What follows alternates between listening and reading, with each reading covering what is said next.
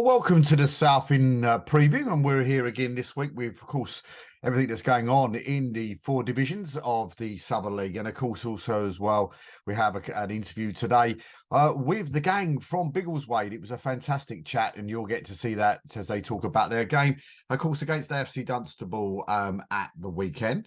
Also, I'd like to say a massive thank you to all the clubs for their buy-in for the Goals of the Week show. Over 800 views so far, which is absolutely fantastic. And of course, please don't forget, get those goals sent in to Jason, of course, at the Southern League as soon as you possibly can for week number 2. We're also after as many people as we can to contact me so that they can open the show every week. We'd like to get a different person, a fan, manager, player, directors, whoever it might be, or maybe even a famous personality that supports your club.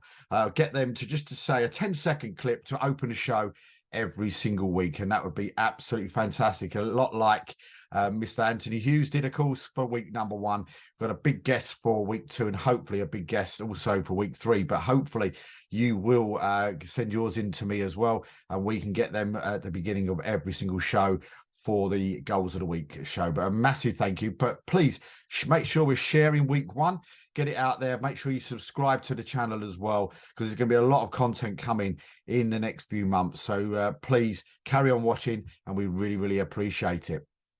But as I said, later on, we have got the gang from Biggleswade that we will sit and have a chat with later on about their game with AFC Dunstable. But in the meantime, thanks to Steve Whitney. Of course, it's been a very busy week for me this week. Thank you for him for what's coming next. And we'll go into the preview of what's coming up this weekend. Well, in the Premier Division Central, leaders Tamworth, who extended their advantage at the top of the table to 6 points in midweek after beating St Ives Town 2-1, are again at the CR MOT Centre Community Stadium, taking on 9th place Mickleover this week. John McGrath's sports side ended a run of 5 games without a win by beating 4th place Russell Olympic last Saturday. Leiston took over 2nd spot after they won 2-1 at home to Ilkeston Town on Tuesday night. Darren Eady and Chris Wigger's side are really defying the odds this season, and that win against the Robins was their 5th without defeat in the league.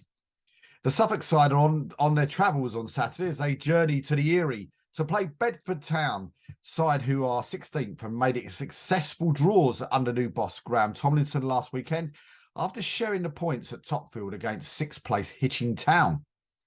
Leiston leapfrogged Nuneaton Borough in midweek after Jimmy Ginley's side were beaten 1-0 at Royston Town. So Borough will be desperate to return to winning ways when they take on 18th place Alvechurch on Saturday. However, Ian Longside moved out of the bottom 4 with a fine 3-0 success at Bloomfields against Needham Market outfit, who are dropping down the table alarmingly.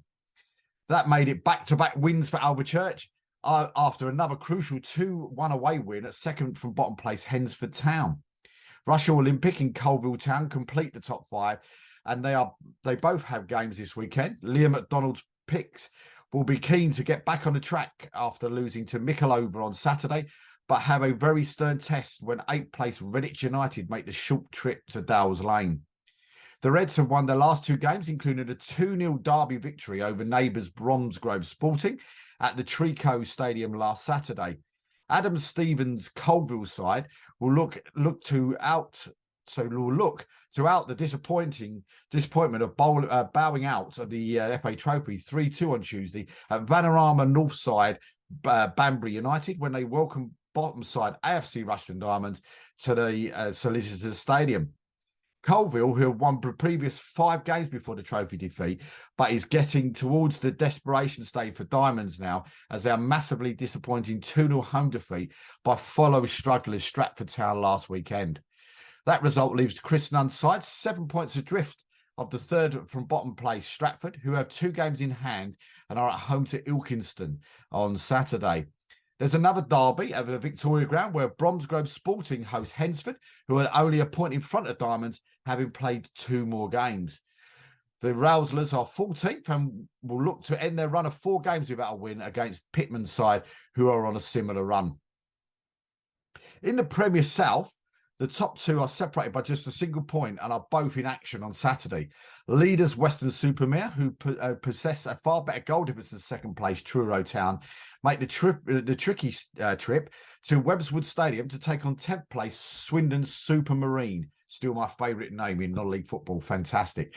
Truro will be welcoming a Yates side who will beat fellow strugglers Hendon 2-1 on Wednesday night. Truro played 2 more games than Western, but beat their title rivals 1-0 last weekend at the Optima Stadium. Chesham United are third, 2 points behind the White Tigers after recovering from last Saturday's 5-2 defeat at neighbours Beaconsfield Town by hammering second from bottom Hartley Whitney 5-1 in midweek. And the Generals will be looking to keep the momentum going when they have 17th place Hendon visiting them on Saturday. Metropolitan Police are on a bit of a roll and are moving into 4th place after beating Hamwell Town 2-0 last Saturday, meaning Gavin McPherson's side have completed January by winning all 4 matches and all at Invercourt. They're away on Saturday, taking a journey into Hampshire to play struggling Hartley Whitney, who are in a run of 5 successive defeats in which they have conceded 21 goals. Paul Town occupy the final playoff berth on goal difference from Dorchester Town, and they welcome Gosport Borough to the Black Gold Stadium. Tom Killick's Dolphins saw their 4-game winning run come to a crashing halt last Saturday when they suffered a 4-0 defeat at the ever-improving Plymouth Parkway. And if you saw the goal show this week, some cracking goals from Plymouth Parkway in that game. Gosport, who are 15th, but made it back-to-back wins on Tuesday when they won 3-1 at Raymack against Salisbury after beating Hayes and Yedding United at Privet Park the previous Saturday. At the other end of the table, bottom side Northfield enjoyed their 3rd win of the campaign to date last weekend when they inflicted a 3-0 defeat on a team immediately above them in the table, Hartley Whitney at Elsham Park. However, the Northfield men are 10 points adrift of 3rd from bottom Harrow Borough, but are taking the fact that they are struggling at the first attempt of Step 3 level with good grace.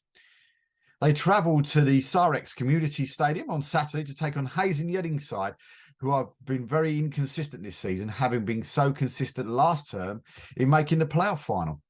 Paul Hughes' side have lost their last 2 games, but although they are down to 12th spot and are still only 7 points behind 5th place Paul. Harrow, who have a fine run of FA Trophy, came to a brave end in midweek when they were beaten on penalties by Vanarama National League side Halifax Town, can now concentrate on moving out of the bottom 3, starting with Saturday's Ellesmead visit of Beaconsfield, who are 9th and going very well under Gary McKinn. Another team in decent form are Merthyr Town, who journey to Winchester City on Saturday on the back of a run of 1 defeat in their last 10 outings after hammering Salisbury 5-0 last weekend. In contrast, the Martyrs have dropped down the table to 4th from bottom after a run of 9 games without a win, including last Saturday's 3-1 loss at Bracknell Town. The Robins are 7th and a warm-up to their big trophy 5th round tie at home to National League Altrincham a week on Saturday, with trip to Hanwell, who are 11th courtesy of a 3-2 Wednesday night victory over Tiverton Town. Plymouth Parkway move out of the bottom 4 last weekend and travel to out-of-form Salisbury side, who have lost their last 4 matches under Brian Dutton. Leaders of Division 1 Central, Berkhamsted, welcome 8th place Waltham Abbey to Broadwater on Saturday. Chris Devane's comrades have won their last 7 games, including beating Hadley 2-1 away from home last weekend. The Abbots, who come to the game in decent shape after winning 2-1 at Cabershots against Hertford Town on last Saturday. Biggleswade FC, where Didcot and Cirencester Town are chasing pack, looking to reduce the 7-point lead Berkhamsted currently possess. But if Northfield and Mark Intercept's men travel to Creasley Park to take on 6th place AFC Dunstable in probably the game of the day. Well, Steve, it is game of the day because we'll get to speak to Dave Northfield later in the show. In probably the game of the day, while we're in 3rd, make the journey to Oxford to play surprise side Kidlington, who are 7th, enjoying back-to-back wins last weekend at Highworth Town. Jamie Heapy's Didcot Town, they are 4th and are looking to get back to winning ways when they host Walthamstow out in the Loop Meadow. The Railway men drew 0-0 at home to Barton Rovers and then lost 3-1 at home to Tame United last Saturday. But it won't be easy against Nick Ironton's side, who are 6 games unbeaten and hammered FC Romania 6-0 last weekend. Cirencester, they're at home to Hadley for the first time. And John Barrow's men are another looking to bounce back from a stunned by Barton Rovers on Tuesday night, losing 2-0 to end a run of 5 successive wins. Probably one of the surprise results of the weekend. Well, up till now, of course, of the last few days. Indeed, Rovers can move out the drop zone this weekend if they beat Welling Garden City and other results go their way. Biggleswade Town, who look to make it back-to-back wins when they welcome third from bottom Aylesbury United to them, while Hertford Town take on Highworth Town for the first time at Hartingford Park. The sides are 15th and 16th in the table respectively, and Highworth Town away from home are in great form away from home, so look out Hertford Town there. Action in the Division 1 South this weekend starts on Friday evening, where Frome entertain Bishop's Cleeve. The teams are separated by just a place and 3 points in mid-table. 24 hours later, Sholing will look to extend their advantage at the top of the table when they welcome Westbury United to the Imperial Home Stadium. The Boatmen currently have an 11-point lead over neighbours AFC Totton, who have 3 games in hand and also at home to improving Bristol Manor Farm, who are on fire at the minute. Bristol Manor Farm looking dead and buried at one stage and now really getting themselves right back in that chance of getting out of those relegation zone. The Stags are on a run of 11 unbeaten games in the league, while Sholing's run without a defeat is one better. Back-to-back wins, including Wednesday's 3-1 success at Tavistock, has seen Manor Farm move up to 16th in the table. Hamworthy United, Wimbledon Town, Exmouth Town complete the top 5 and are all in action on Saturday. The Hammers are at Willan Rovers, and they go in their form, having won previous 4 and scored 13 goals in the process. Wimborne take on unbeaten run to 13th to 13 with last Saturday's 2-0 success at New Cuthby against Tavistock, but have a tough one this weekend when they journey to Worcestershire to play 7th place Evesham United. Exmouth ended a run of 3 losses on the spin when they hammered Frome 5-0 at home last Saturday, and they journey up the M4 and M5 to Cinderford Town on Saturday. Paulton Rovers are placed a point behind Exmouth and will be looking to get back to winning ways at bottom side Slimbridge after losing 2-1 to Bishop's Cleeve in midweek.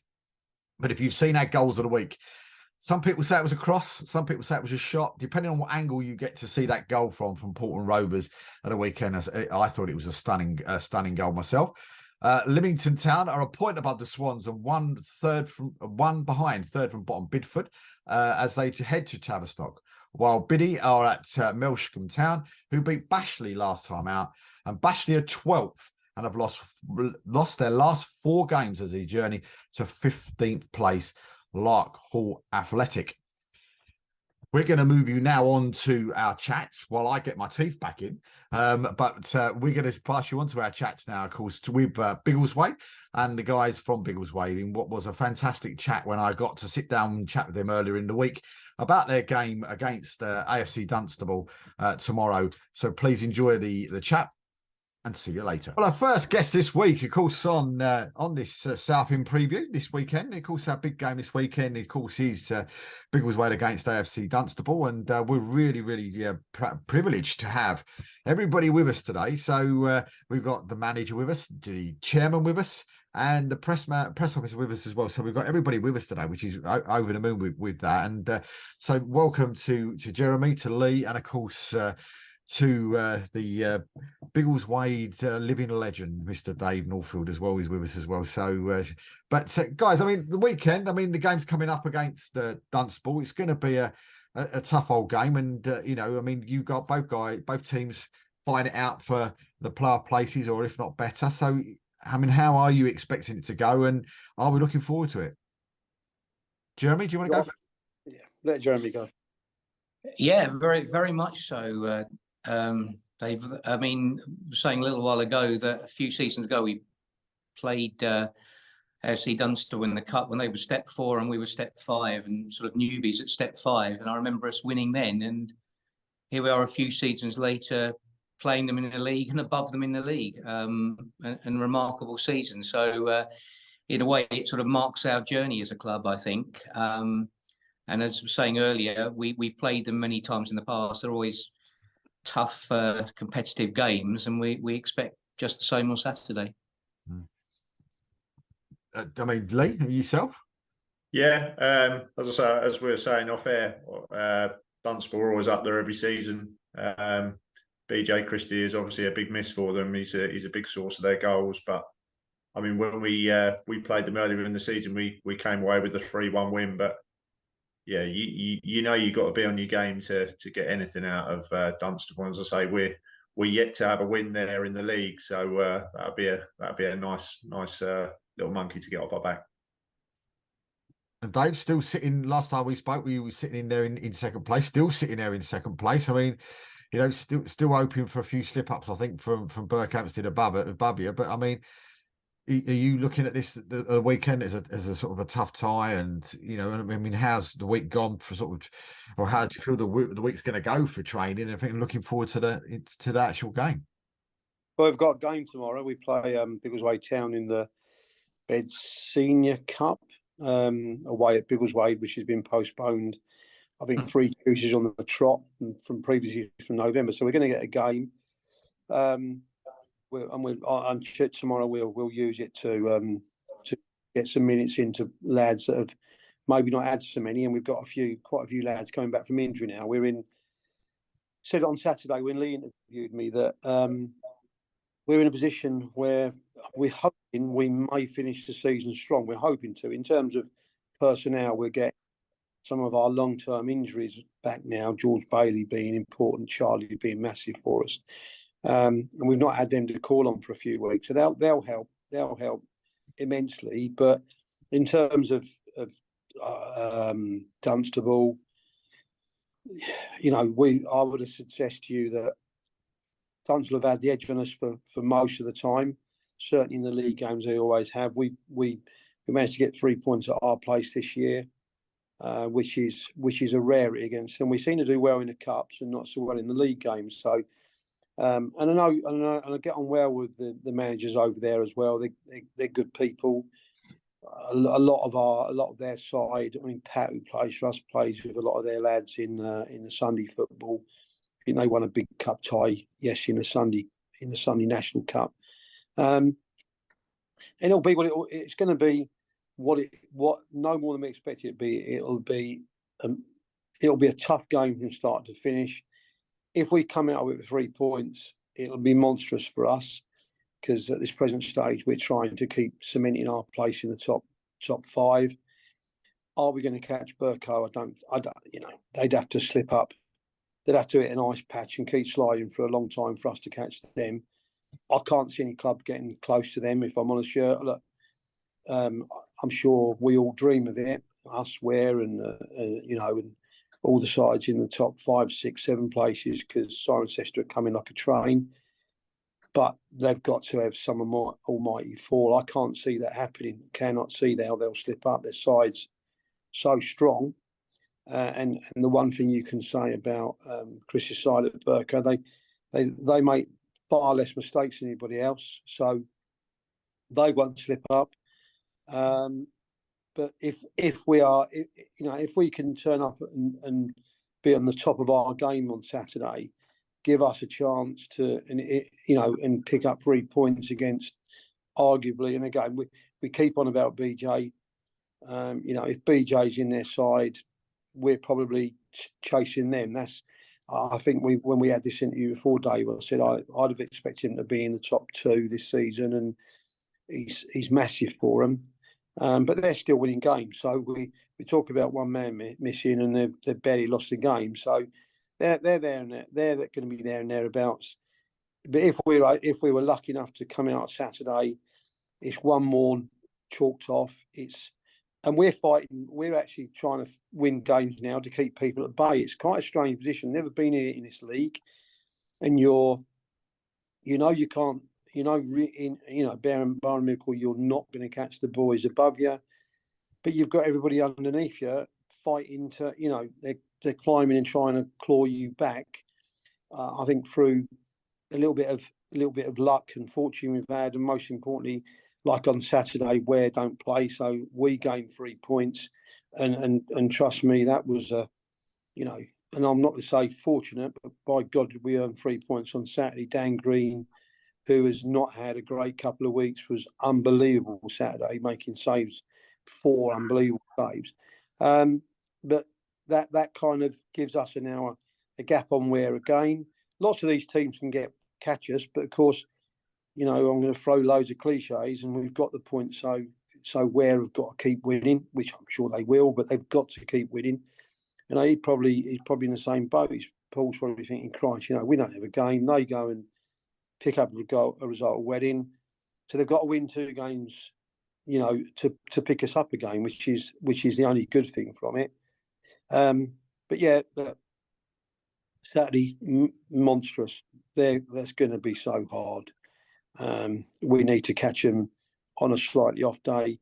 And when I speak to Steve, we don't like how they play, and they don't like how we play. And it's I think it's how it comes out on the day. If they play to their true potential, then we really don't like facing them at all. They give us such a tough time. If we're on top of our game and they're slightly off theirs, they'll not enjoy us, and it'll be a Titanic game. But let's hope that they're off theirs and we're on ours. And because you look at yours, and as you said about sort of teams chasing you, I suppose you look at it and you think, well, you played the most out of all of the teams in that sort of playoff sort of area. So is that for all of you? You sort of looking over your shoulder all the time, just having a look at is there somebody sitting there with a mobile phone looking on the old? Well, you can't even look at it on football web pages, but on on the league thing, and just to see how everybody's getting on. From my side and the player side, I don't. But you walk in the change room and everybody's got the results up. Everybody's got the league table up, and which I think everybody naturally does. I'm sure in every changing room of all those sides chasing us, they're first and foremost they're looking to see if we've fallen. You go to this Saturday. The only game that ended in a result in our favour was because the 2 Oxford teams played each other, so there was going to be points dropped. So I think it was Didcot that dropped the points. Everybody else got wins. So you go in the change room, and from our point of view, you're thinking, right, we've got a result. Look at all the others, and then you think, everyone else has got a win. So you've gained not much at all.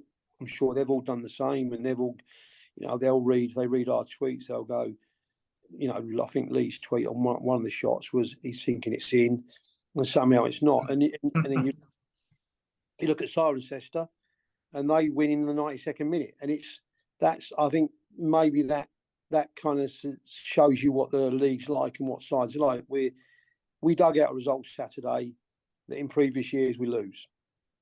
We could have been gone and forgotten about in the first half. We were so good. Second half, it was the Alamo.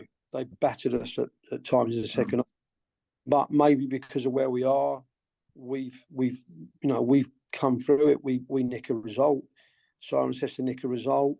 All the games were tight. I don't think anybody in the top 6 or 7 won their games comfortable. I might be proved wrong, and Lee will soon tell me, but they all look like they're all tight games because you're all nervous, you're all under pressure.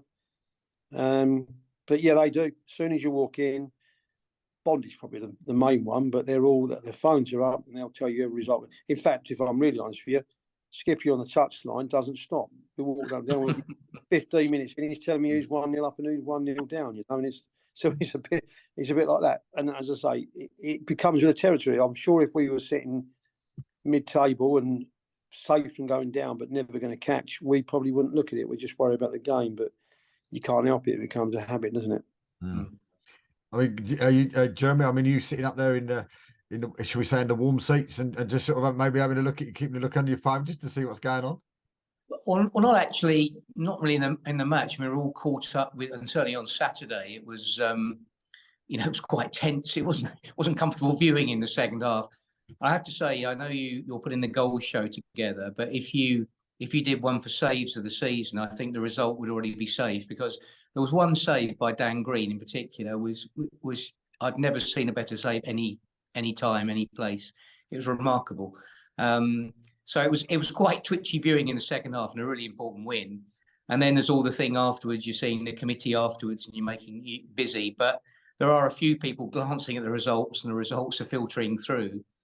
And I think the other thing is interesting. We've never been in this situation before. You know, it's such an elevated position. It's such remarkable where we are. We've never been in this situation.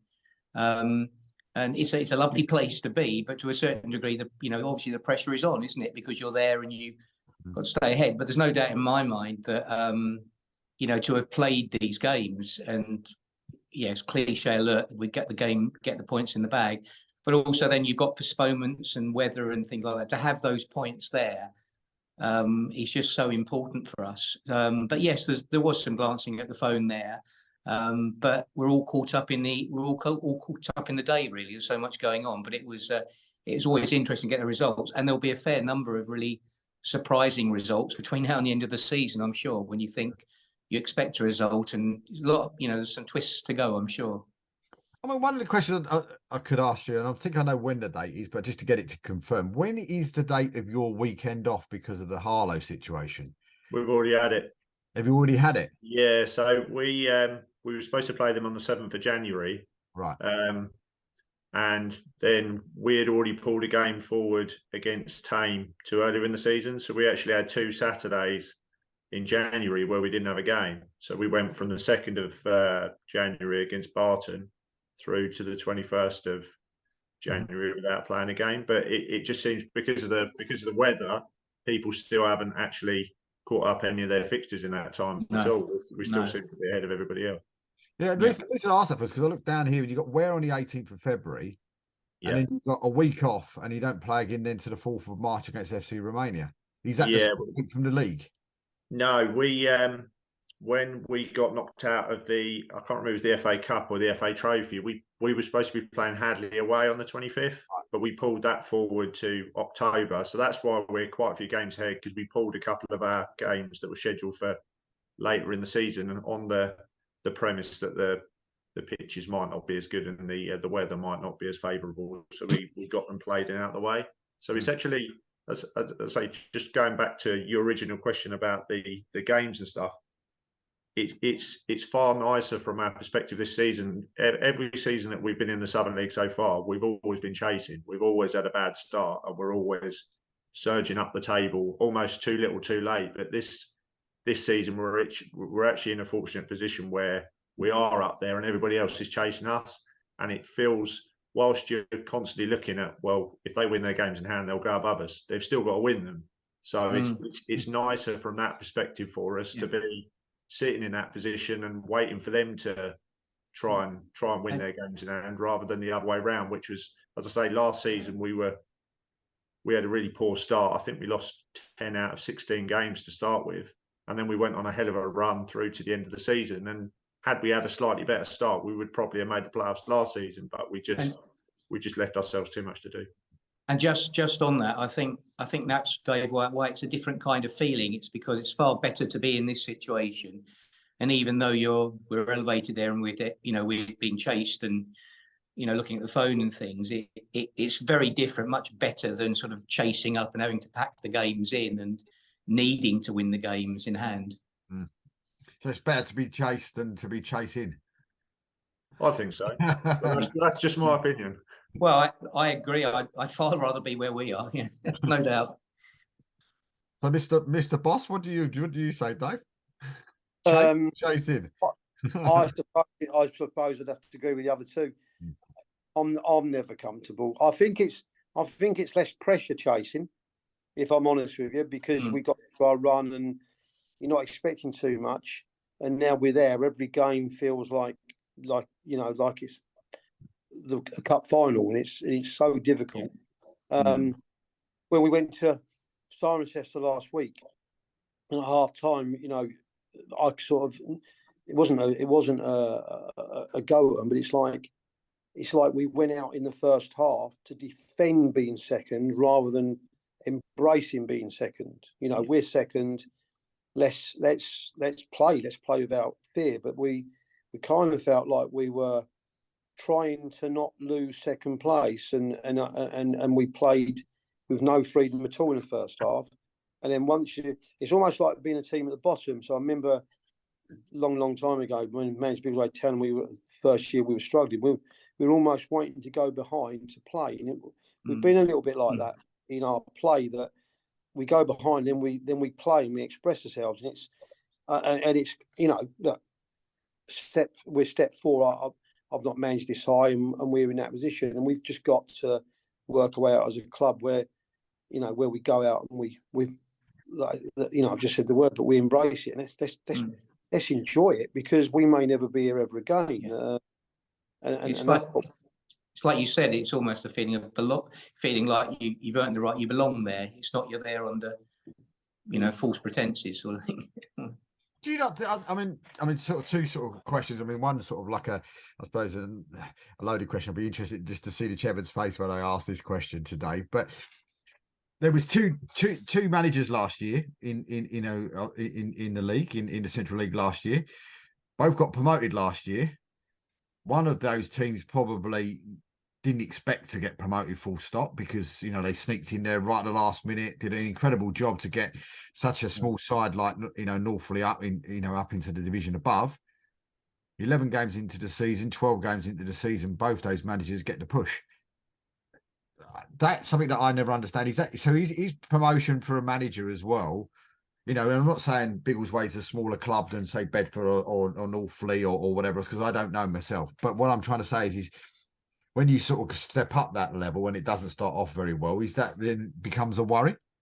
Because, you said, you come up from step 5 to step 4. Would that be a worry that you're thinking, oh, is the chairman starting to get a bit of an itchy finger there? He's going to push the button. Who's going to answer this? I think it was aimed at you, wasn't it, Mr. Chairman? Well, no. Well, okay. First of all, we're constituted and we're set up in a slightly different way from other clubs. But no, I think is it not at all levels? It's sort of expectations and where you've come from, and as I always say to visiting committee and everybody, formed in 2016, 2 sort of interrupted seasons. Without a ground of our own, building the club backwards after all the remarkable things on the pitch. I mean, I don't know, living the dream. I mean, again, it's a bit cliched, but it's just remarkable what we've been doing. And I think that point Dave made about, everybody enjoying it, there's no, I don't mean to be a bit sort of pious about this, but it's about enjoyment. It's about embracing it. And it's about, as often we always say, the bigger picture, what we're achieving, and little blips and things, but it's the bigger picture, and it's important that everybody enjoys it on the pitch, embraces it, and off the pitch as well, and that's what we try and do. So that's the tidal wave of emotion, and everything else is really secondary. Does that make sense? Yeah, no, I mean, the reason I asked that for is you've answered the same sort of question really to how I would answer it, because I do stuff for Enfield Town, of course, in the East Midland League at the weekend. A couple of the questions was that I asked about, to someone to keep an eye on what's going on. I was doing commentary for the game at the weekend, and I've got like an iPad sitting there looking to see what the scores were. And at one stage, someone's going to me, you do realise if this one stays that way and that way stays that way, we go top tonight. And of course, for the rest of the game, you've got one eye on what's going on the pitch and one eye on the iPad to see what went on. And luckily enough, results went the right way, and they sit top as we speak. But again, it's a club where it's fan owned. So you look at it and then you think, so what would happen then if that fan owned club then moves up into the division above? Do you know what I mean? And that would be that's the concern with it. But I mean, your fixtures after Dunstable. I mean, you got Hadley at home. You got a nice run of sort of home games. Hadley at home. It's like a tour of all my local towns around me. So you got it's a Hadley at home, Hertford Town at home. Then you got that pesky Paul Halsey coming to see you on the 18th of February, and then you've got FC Romania and then Walthamstow. So these are quite a travelling sort of clubs that are probably within about 5-10 metre radius of each other, and from where they actually sit. But a good run of fixtures, that Dave. You'll beat that, Mr. Halsey. You ain't got to worry about that one. Yeah, I'm not looking forward. I'm not looking forward to him at all. To be fair, we got on brilliantly at the game. There was a bit of to do after the game with Paul not being happy with the amount of minutes the referee had added, but that was nothing to do with us. He's a good guy, you know. He's passionate, and when the game's on, rightfully so, he's passionate about his club and everything else. And afterwards, I brought him a beer. He's never brought me one, but I brought him a beer. Everybody said that. Yeah, it's quite strong. Yeah. Took it quickly, and then hid himself into a corner. But yeah, that row of fixtures, they're just all hard. They're all hard. We've lost, so we've dropped the bottom two sides in the league at this present stage. Well, the bottom two, we've beaten, drawn with Barton Rovers. We lost to Highworth. We struggled to get a result at the time against Aylesbury. So we're in, I think, as a side, and I don't know how the other managers look at it, but I feel we're a side that we can beat everybody, but we can lose to everybody if we don't turn up with everything spot on. And I think the league's pretty much like that. I mean, when we played Barton, I thought that was excellent on the day. Highworth beat us comfortably in the end. We struggled to get a point in the first game at Barton at their place. At the last few minutes was a game they had. I think one of their guys just missed a sitter. So there are no easy games. I know it's an old cliche, but it isn't. This league, when people say, who I speak to from Step 5, what's this league like? And I go, there's no gimmies in this. There's no. When we was in the SML, the U on the SML, when we played the lower sides, we kind of put them to bed quite comfortably. They were what you would class bottom sides, but you know, Barton Rovers most of their games are tight. They're so close to getting it right, and I think in this league that you're suddenly starting to get it right, and it's good. So you just read out a load of fixtures that and this is the thing from being where we are in the league, that we could lose 3 of those, and then all of a sudden that place is in real jeopardy. So it's never a point that do we look at it, and I certainly don't, and think, Christ, yeah, we'll turn these over today. I mean, Hertford Town on their day are an unbelievable team, and yet this present stage they're bottom half of the league. I'm not sure how far down they are. The bottom half. I felt when we played Barton Rovers, I felt they'd get out of it. I thought they'd turn the season their side around. I thought they'd get out of it. They may still do. So it is so tough. And it's like I'm reading a pad and going to you, let's just say all the right things and all look all okay. But they are. I mean, Lee will tell you, I talked to Lee, you know, if you said to me, if you asked me a question, say, which one of those do you think you'll get the 3 points from? I couldn't pick it. I genuinely couldn't pick it, because we're capable of beating all of them, by the way. But like I said to you, we're capable of tripping up at every one of them. They're all capable of beating us if we don't do the right things. If Dan starts to play how he did on Saturday, we might turn them all over, because Christ, you'd have taken, you know, they had to take something to beat him on Saturday. And it's kind of one of those. So basically, the 3 points you're going to definitely get is where, is what you're saying. Oh, I think that's the game we got left, didn't we? If I can, he's closer to us in that game. So if I can say something that gets the bite of him, maybe he'll lose. Tell him they're favourites like you did last time. I'll tell him that. Don't worry about that. But I mean, just one last question. We're going into the weekend's game. I mean, injury-wise, though, have we got everybody back, or have we still got a couple out? I'm going to say to you that we might actually be in the best nick we've been in for a long time. So I mentioned it. So this Saturday, we had Charlie back on the bench, gave him 10 minutes. We had George Bailey back. We didn't include him in the squad, but he will be involved tomorrow night. Charlie will be involved tomorrow night.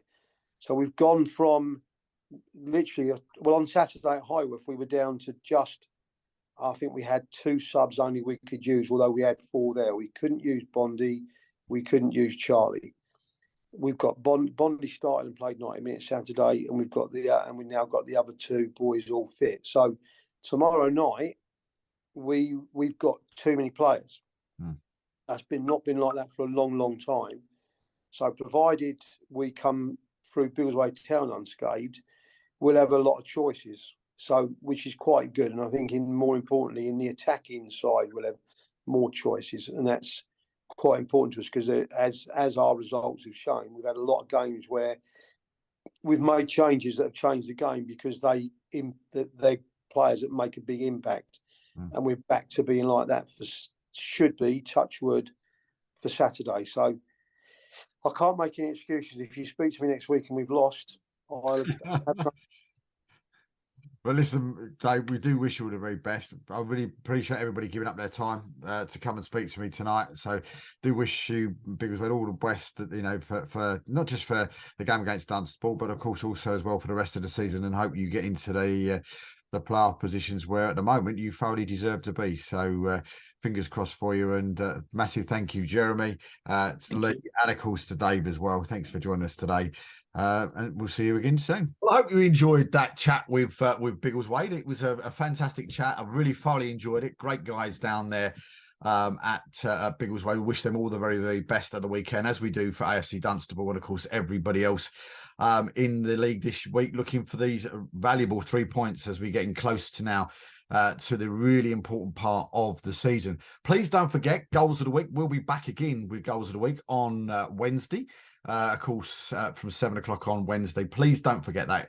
It's turning out to be a great show. And please, if you didn't send your goals in last week, make sure you get them in. If you're a fan, get onto your club. Say, come on, let's get our goals in. It'll be great if all the home teams as well can send in all the goals, not just their own goals. So it'd be fantastic if we can get them to send in the goals in the game rather than just your individual goals. It would be fantastic to have that. We'll be back with that goal show, as I said, next Wednesday. We'll be back with a preview show next Friday. But until then, a massive thank you to everybody in the Southern League for making the show such a success. Please, as I said, please subscribe to the channel. Please share the content on there as well, and let everybody know what's going on in the Southern League. Big things are happening, and please, please, please keep sharing and subscribing to the channel. But until next week, a massive thank you from me. A massive thank you for Steve Whitney as well. And we'll see you next week. Good night.